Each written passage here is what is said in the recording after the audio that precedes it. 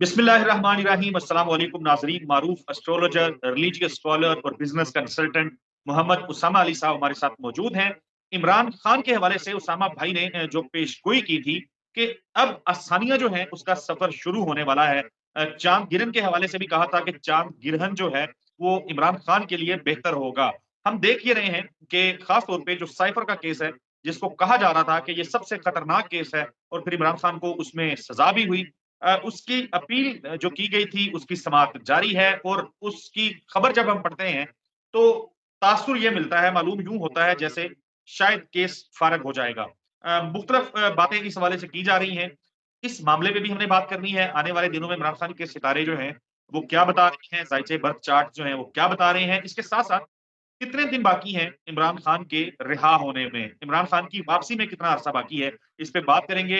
उसामा भाई, अस्सलाम वालेकुम, कैसे हैं आप, खैरियत से हैं? जी, वालेकुम अस्सलाम। मैं खैरियत से हूँ, आप सुनाएँ क्या हाल है? अल्लाह ताला का बड़ा शुक्र, बड़ा करम। इस्लामाबाद हाई कोर्ट में समाअत चल रही है साइफर केस की। उस केस के ऊपर भी ज़ाहिर है माज़ी में भी आपने कहा था सज़ाएँ जो हैं वो हो भी गई तो बरकरार नहीं रहेंगी। मैं सवाल जो बनाना चाह रहा हूँ वो बात जो करना चाह रहा हूँ वो इस तरीके से कि चाँद गिरहन भी है, ये केसेस भी चल रहे हैं, मामलात, खबरें सारा पाकिस्तान सुनता है रोज़ाना, आप भी थोड़ी बहुत खबरें देखते होंगे। क्या ज़ायचे क्या कह रहे हैं? ज़ायचों के बारे में हमें बताएँ। बिस्मिल्लाहिर्रहमानिर्रहीम, अल्लाहुम्मा सल्लि अला मुहम्मद व अला आले मोहम्मद। देखिए असद साहब, इनको ना लिंक करते जाते हैं। पहले आए उस बात पे कि जो रिलोकेशन की बात थी, वो 10 मार्च के बाद ही शुरू होनी थी, वो हो गई। उसके बाद खान साहब की 15 मार्च से 1 अप्रैल के दरमियान सबसे अच्छा टाइम है। मतलब it is a best period actually. इस अब साल का उसमें बेहतरीन टाइम है। हाँ, ये 15 दिन। इसमें बीमारी थी 16-17, 15-16-17 या 16-17 बीमारी के दिन थे, वो भी गए। चाँद गिरहन ने बड़ा अच्छा इम्पैक्ट देना था। इसीलिए हमने कहा था कि 26 March can be a good day. अच्छा, उसके बाद रिलोकेशन की मैक्सिमम डेट है 20 अप्रैल, उससे पीछे-पीछे होनी चाहिए। चाँद गिरहन एक अच्छा इम्पैक्ट देता है तो फँसे हुए काम होंगे इनके। अच्छा, अगर कोई कसर रह जाएगी तो 8 अप्रैल को सूरज ग्रहण धक्का लगा देगा, मतलब उसके इम्पैक्ट कैरी करेंगे। तो ओवरऑल लगता है कि ये जो 10 मतलब ये जो मार्च का एंड तक अप्रैल का फर्स्ट है, ये एक अच्छा पैच है टाइम वाइज़, जिसमें कुदरत या चीज़ें इनको ज़्यादा सपोर्ट करेंगी। और आपको ये पता है कि वो वक़्त भी अब करीब आ रहा है जिसको हम बार-बार कहा करते थे कि अप्रैल बस गुज़र गया तो हल सिर्फ़ इमरान खान की बातें और चीज़ें और मामलात। तो उस वक़्त ज़ाहिर बात है हम हवा में ही मार रहे होते हैं तीर-तुक्के। लोग अमूमन, मैं कई दफ़ा गलती से जैसे कहते हैं ना कि वो चले भी जाओ ना कि कमेंट तो देखें लोग क्या कहते हैं, सवाल मिल जाते हैं उससे ज़हनों को। तो कई दफ़ा उसपे मुझे हँसी आती है कि जो आपके आते हैं, जो मुस्तकिल व्यूअर्स नहीं होते ख़ैर, वो अपनी उसमें कह जाते हैं, लेकिन वो बात जिनकी बात हो, जिनकी जैसे कहते हैं बात हो, उनको तो चुभनी है कि मुझे तो ज़ाहिर बात है वो उस तरीके से लगती है कि एक बंदा है वो साल में आप लोगों को उसने नक्शे खींच-खींच के दे दिए, चीज़ें हो गई, आँखों से देख रहे हैं, तो चलो भई अगर साइंटिफिकली उसके तुक्के भी ठीक होते हैं तो मान लो भई फिर तुक्के, चलो अभी उसका टाइम है। एट द एंड यही होता है असल में। आप हम सब एक सर्कल का हिस्सा हैं। हर किसी का कुदरत ने जैसे कहते हैं ना उस चरखे पे किसी ने ऊपर आना ही आना है। ये उसका हाँ, टाइम है। अब उसमें वो जो भी कहता है होता है, तुक्के हैं, जो भी है वो ठीक है। तो आप उसको वो करें। तो ये मुझे लगता है कि अ, य जो 1 अप्रैल से पहले-पहले जो है एक अच्छा पैच है। इसमें उनके हक में चीज़ें बहुत अच्छी जाएँगी। लीगल साइड का तो आपको याद है, जिस दिन अब ये सज़ाएँ हुई थी, तो वो उन्होंने लोगों ने कहना शुरू किया, आप तो कहते थे यूँ, अब ये देखें, हम आपको कहते होते हैं कि यार देखें हमने एंड रिज़ल्ट्स बताने हैं या हम उसको देख रहे हैं। ये बहाने-शहाने तो आप जानें कि कोर्ट में क्या हुआ, उसने क्या किया, फलाँ ने क्या किया, ये हमारे मामलात नहीं है। हम तो एट द एंड जैसे कहते हैं ना उसको देख रहे होते हैं। तो ये बहाने थे, ये ख़त्म ही होने थे इस तरीके के, मतलब वो सारी चीज़ें। तो इसमें आपने सही जो क्वेश्चन बनाया था उसका सीक्वेंस मेरा ख़्याल है मैंने सीधा कर दी है कि रिलोकेशन 20 अप्रैल से पहले एक्सपेक्ट कर लें, तो वो मैं रिहाई भी हो सकती है मैं नए जो पॉज़िटिव हमारे सेंस में। मैं जो हमारे नए नाज़रीन हैं, जो जिन लोगों ने हमें रिसेंटली जॉइन किया होगा, उनके लिए बता देता हूँ कि मैं पुरानी बातें नहीं करता, मैं अभी की बात कर लेता हूँ कि 10 मार्च से 20 अप्रैल के दौरान इमरान खान की अडयाला जेल से किसी और जगह मुंतकिली हो सकती है। ये प्रेडिक्ट किया था उसामा भाई ने गालबन 10 फरवरी के बाद 15 फरवरी के आसपास।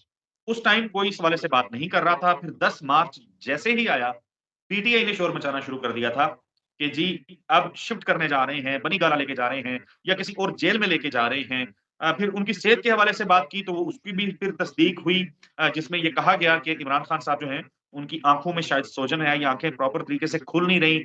और अलीमा खान साहिबा ने आके कहा, इमरान रियाज के हवाले से अगर बात करें तो उस हवाले से उसामा साहब ने ये प्रेडिक्ट किया था कि मुस्तकबिल इनका जो है ये एक बड़ा लीडर बनने वाला है। उसकी तस्दीक यूँ हुई कि शेर अफजल मरवत भी कहते हैं कि भाई इमरान खान के बाद पाकिस्तान में लीडर है इमरान रियाज।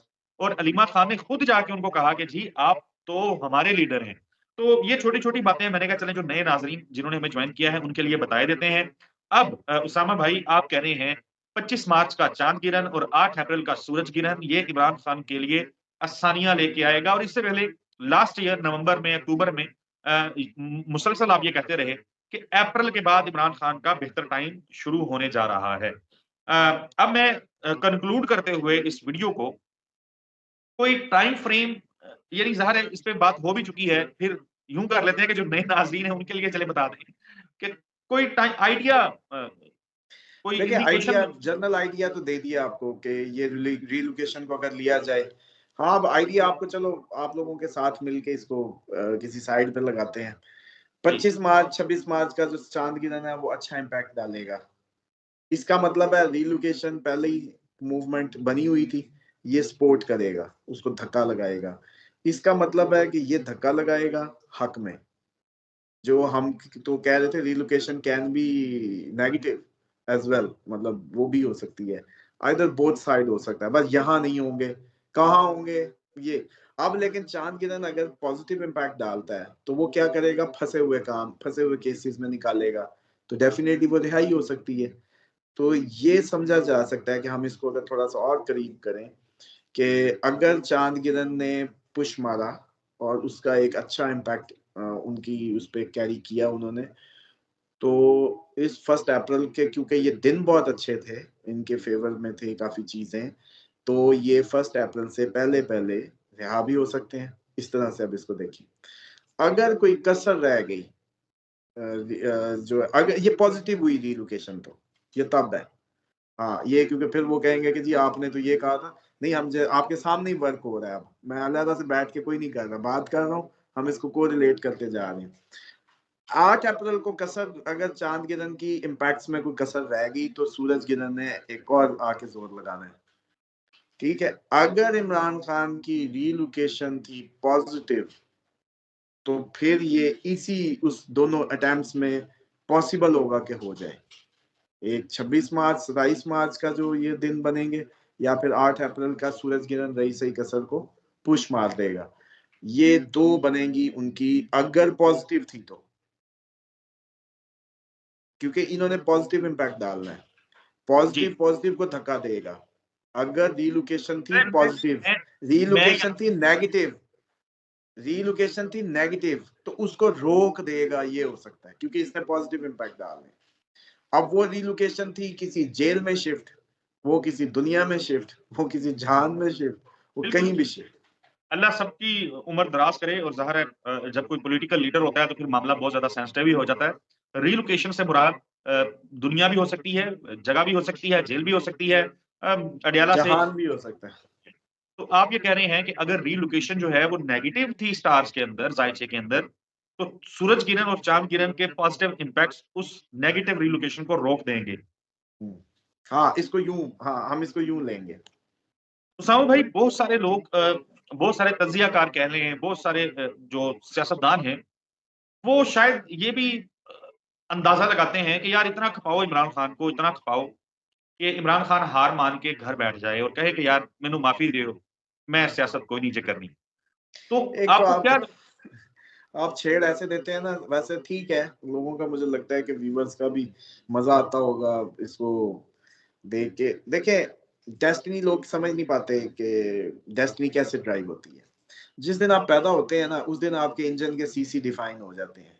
आपके जो है ना पूरा स्ट्रक्चर आपका पूरा डिफाइन हो गया, आपकी हॉर्स पावर पता चल गई। ठीक, अब वो जो हॉर्स पावर आपकी आ गई या इंजन वाइज कह रहे हैं जी 3000 सीसी है या कितना 2000 2D या जो भी लोगों को समझाने के लिए, अब देखिए उसी दिन ही पता चल गया कि ये 4x4 है, ये 660 है, ये 2D है, ये किधर है। अब अगर किसी पहाड़ पे जाना हो तो फौरन उसको डिफाइन कर देंगे आपके, ये जी 4x4 है, ये चला जाएगा।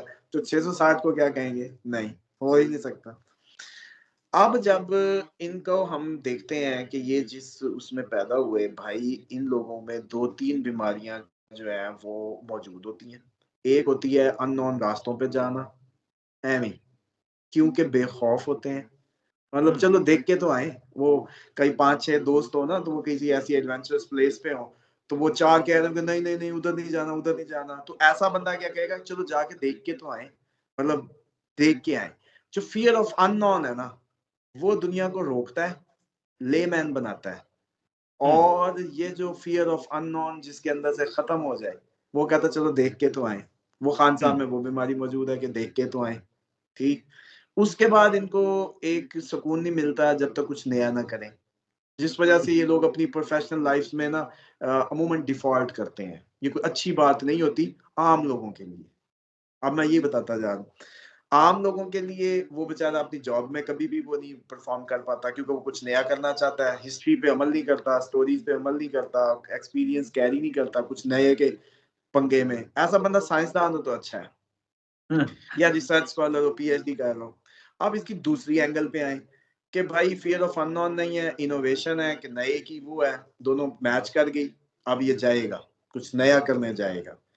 अब अगर उसकी डायरेक्शन में कहीं कोई दुनिया आ गई, खैर आ गई, लोग आ गए, तो उसकी ताकत जरब खा जाएगी। क्योंकि अगर आपने एक बंदे की रोटी पकानी हो, आज चलो ये भी मैं समझा के रहूंगा, एक बंदे की रोटी पकानी हो तो आपको कितनी पावर चाहिए, कितना टाइम चाहिए, कितनी वो चाहिए। और अगर आप 100 लोगों की रोटी सोच लें तो, और अगर आप 1000 लोगों की रोटी सोच लें तो, अब आप सोचें कि आप जंगल में हैं और आपके बाजुओं की कैपेसिटी भी है, आपने गूंदना भी है, पीसनी भी है, खिलाना भी है, करना भी है। इसका मतलब है कि आपकी कैपेसिटी बियॉन्ड द लिमिट है। अब आ जाए कि सर ये जो बड़ा इंजन है, जब ये डिफाइन करता है कि सोचता है दुनिया, लोग, 1000 मिलियंस, तो अब असल में ये अपनी कैपेसिटी डिफाइन करता है कि मैं इतनी कैपेसिटी रखता हूं टू ट्रांसफॉर्म द वर्ल्ड। अब आ गया बड़ा इंजन समझ, कि ये बड़ा इंजन, ऊपर से नए रास्ते, अननोन का फियर नहीं, इसको क्या हिलाया कैसे जा सकता है। डेस्टिनी के अभी करंट प्लानिटरी हम इम्पैक्ट को अभी बात ही नहीं कर रहे, छोड़ कि देते हैं। जर्नल जब पैदा हुआ जो खवास लेके, भाई साहब डाल वक्त देगा, डाल दिया है, समझ आनी नहीं, क्योंकि उसने तो नया ही करना है। उसके आप कैसे पकड़ेंगे उसकी चलो दिमाग को। ओके, फिर याद है मैं कहता होता था कि डिसीजन जो है 5 मिनट में लेता है उधर ही। तो ये जो कैपेसिटी है ना, ये अनप्रडिक्टेबल बनाती है, जिसकी वजह से अभी तक ये बंदा काबू नहीं हो सका। ओके, यानी बस वो आम तौर पे प्रोवर्ब के तौर पे होता है ना कि भाई बंदा जाके मतलब मैदान में निकलेगा, लड़ाई लड़ेगा, चाहे शहीद ही हो जाए, पीछे नहीं होता, बैक तो स्टेप नहीं आप होता। एक बात तो बताइए, लूसी शहीद होते हैं कभी? जिसमें चले एक बात में, भाई शहादत ना इस दुनिया का सबसे आला मेराज है, इस दुनिया की सबसे एक्सट्रीम है।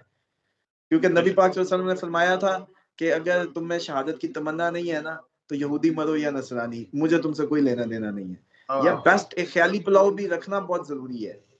अब आप बताएं कि यार जो इंजन होगा, जो कैपेसिटी रखेगा, वही इस रास्ते पे जाएगा ना। आम बंदा तो डर के लेटा रहेगा। तो अब इसको शहादत भी मिल जाए तो ये उसका अर्निंग होगी, ये उसकी मैं समझता हूँ कमाल होगा।